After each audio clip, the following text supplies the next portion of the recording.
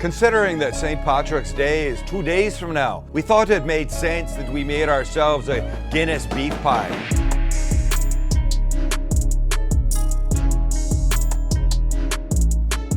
And listen, here's what we know. We know that because the Irish are white and I'm white, I can make fun of their accent, or I can use their accent. I'm not making fun of it. That came out wrong. I appreciate an Irish accent. I love the Scots, the Brits, the Aussies, who else? The Kiwis, Germans, Italians, the French. Those are the ones that I safely can do without getting canceled. Is that right? Yes. Tell me that's right, please. Swedes? Swedes. Who the shooby?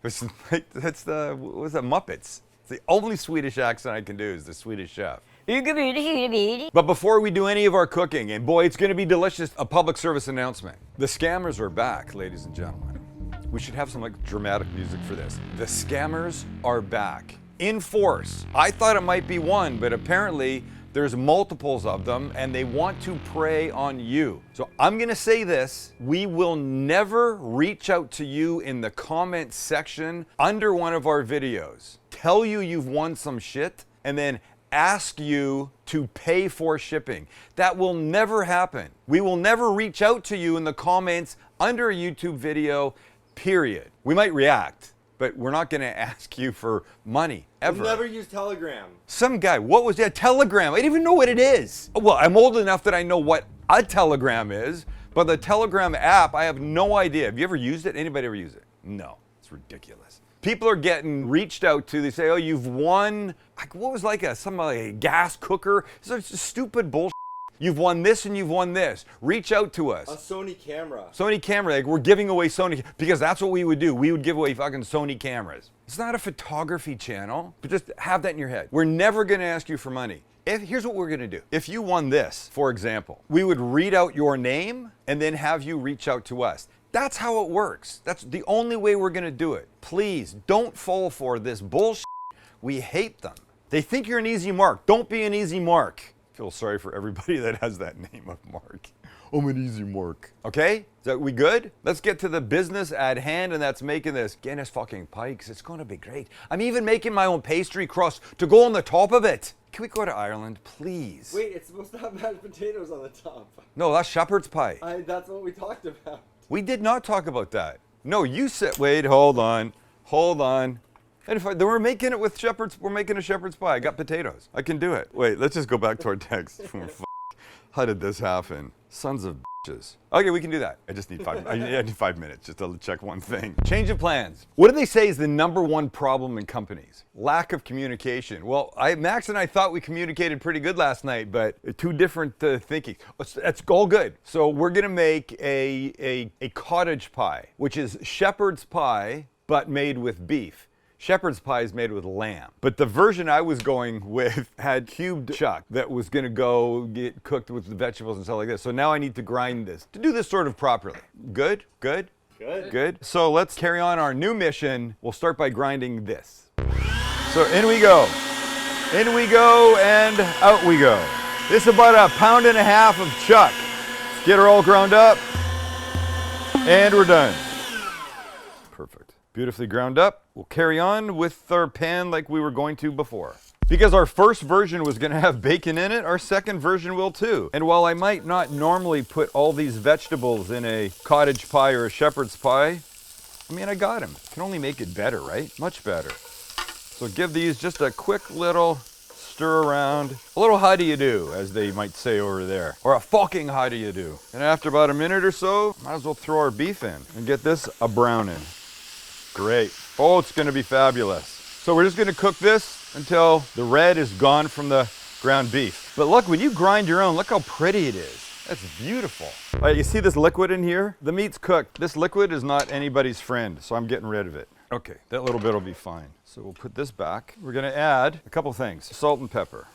There's other stuff coming, but for now I'm gonna fling in a couple tablespoons of butter. Let them start to melt, along with a tablespoon of garlic. Hello, everybody. Hello, hello. Great stuff. Put in some tomato paste. Get that mixed in. Start to color up a bit. So my day got a lot easier because I do not need to make my own short crust now. The garlic's in. The butter's in. The tomato paste is in. Let's add some flour. About a tablespoon or two over the top. Looks like 1, 2. Mix in. And you know what the flour's gonna do, Chance? Thicken it up a little. Thicken it up a little, that's right, buddy. So when the flour has been mixed in nicely, and you don't really see it anymore, we can add our liquids. That would be a little splash of Worcestershire and about half to 3/4 of a bottle of Guinness. Start there. Oh boy. Fan-fucking-tastic, lads. Wee bit more. And to that, just to richen it up a bit, I'm gonna give it about a, I don't know, teaspoon and a half of concentrated beef stock. And over the next couple minutes, that will work its way in. Add some lovely deep flavor to this whole thing. The rest of our Guinness is coming in here, but I like to dump it all in at once. I like to try and get this mixed up a bit first. I also have a little dried thyme that I think will be nice in here.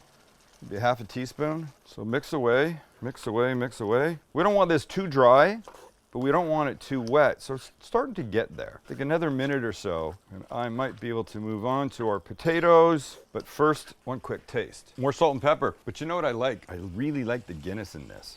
It's lovely. You get a little hint of the bacon. So you see what we've got here, this consistency. When it gets the potatoes and it goes in the oven, it's gonna dry up a little bit more, and that's gonna be fine.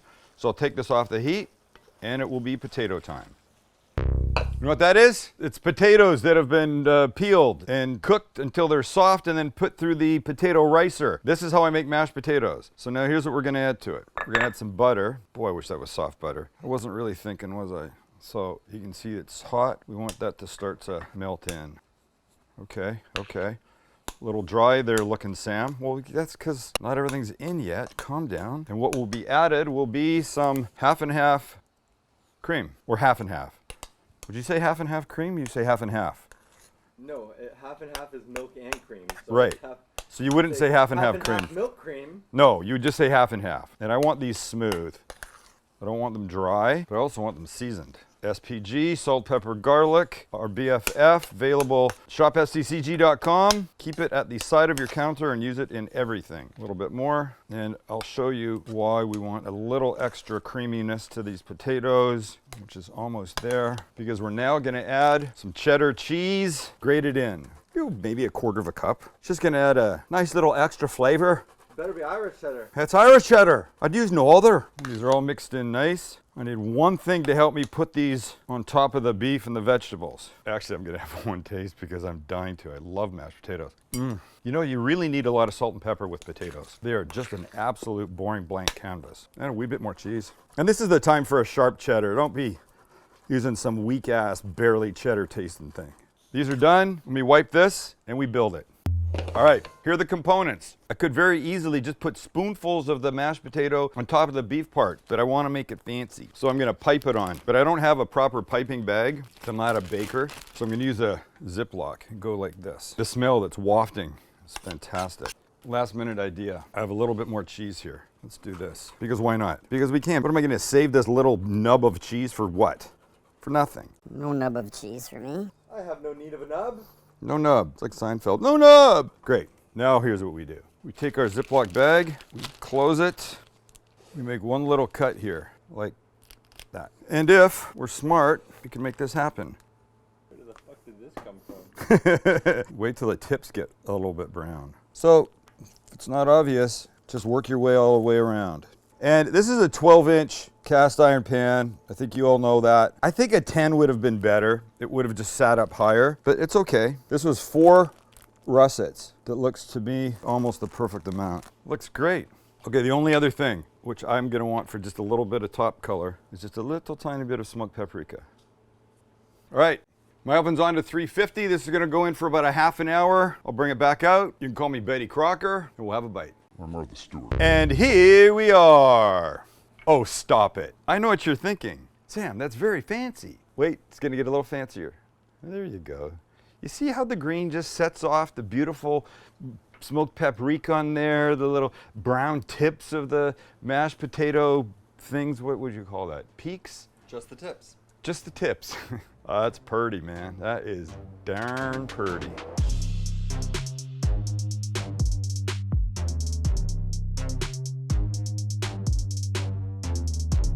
Remember that extra cheese in there? Oh, it's gorgeous. All right, so the only thing left to do is come in with a spoon. Oh, the underneath part.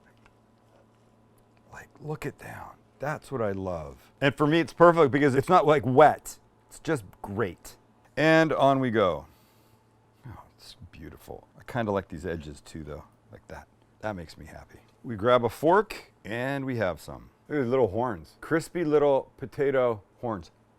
Oh, the paprika. Just a hint. So just get a bite. A little bit of everything. Perfect. And we go. Okay. I don't want to burn myself. But I am.